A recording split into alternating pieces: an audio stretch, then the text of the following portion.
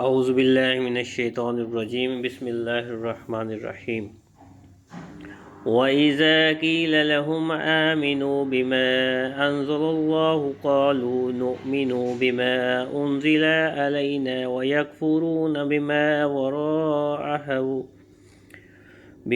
وَرَاءَهُ وَهُوَ الْحَقُّ مُصَدِّقًا لِمَا مَعَهُمْ قُلْ فَلِمَ تَقْتُلُونَ أَنْبِيَاءَ اللَّهِ مِنْ قَبْلُ إِن كُنتُم مُؤْمِنِينَ۔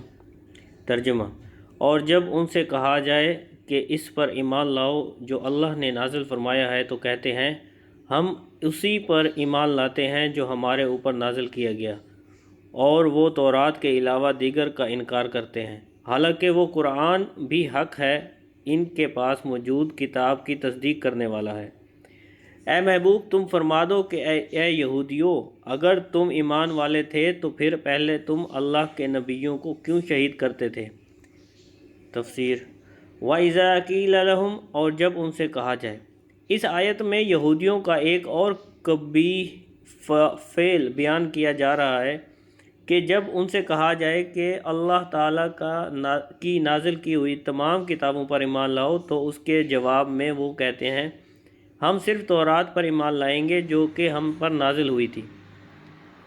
اس سے پہلے ان کا مقصد دیگر آسمانی کتابوں اور قرآن مجید کا انکار کرنا تھا، چنانچہ اللہ تعالیٰ نے ان کا رد کرتے ہوئے فرمایا کہ قرآن بھی حق ہے اور یہ ان یہودیوں کے پاس موجود تورات کی تصدیق کرنے والا ہے، اور جب تورات میں حضرت محمد صلی اللہ علیہ وآلہ وسلم کی نبوت کے بارے میں خبریں موجود ہیں اور تم تورات پر ایمان لانے کے دعوے دار ہو تو پھر محمد مصطفیٰ صلی اللہ علیہ وآلہ وسلم کی نبوت اور ان پر نازل کی گئی کتاب قرآن مجید کا انکار کیوں کرتے ہو؟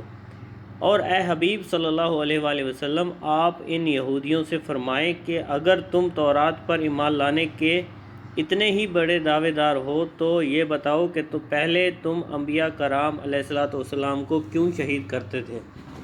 حالانکہ تورات میں تو انبیاء کرام علیہ السلام کو شہید کرنے سے منع کیا گیا تھا۔ وَإِذَا قِيلَ لَهُمْ سے معلوم ہونے والے احکام۔ 1. اس آیت سے معلوم ہوا کہ تمام آسمانی کتابوں پر اور حضور اقدس صلی اللہ علیہ وآلہ وسلم کے فرمانوں پر ایمان لانا ضروری ہے، اور ان میں سے ایک کا بھی انکار کفر ہے۔ یوں ہی تمام انبیاء کرام علیہ السلام پر ایمان لانا ضروری ہے، اور ان میں سے ایک کا بھی انکار کرنا کفر ہے۔ 2. انبیاء کرام علیہ السلام کی تعظیم ایمان کا رکن اعلیٰ ہے اور ان کی توہین کرنا کفر ہے۔ 3. اللہ تعالیٰ کے نبی علیہ السلام کو شہید کرنا کفر ہے۔ 4.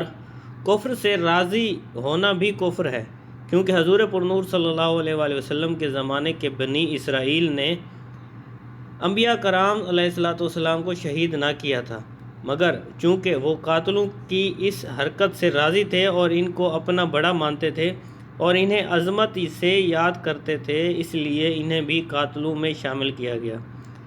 آج کل بھی اگر کوئی بدذات خود گستاخی نہ بھی کرے لیکن گستاخوں کو اچھا سمجھے، انہیں اپنا بڑا مانے تو وہ انہی میں شامل ہے اور وہ بھی گستاخ ہے۔ حضرت عرس رضی اللہ تعالیٰ عنہ سے روایت ہے، حضور پر نور صلی اللہ علیہ وآلہ وسلم نے ارشاد فرمایا جب زمین میں گناہ کیا جائے تو جو وہاں موجود ہے مگر اسے برا جانتا ہے وہ اس کی مثل ہے جو وہاں نہیں ہے، اور جو وہاں نہیں ہے مگر اس پر راضی ہے وہ اس کی مثل ہے جو وہاں حاضر ہے۔ صدق اللہ العظیم۔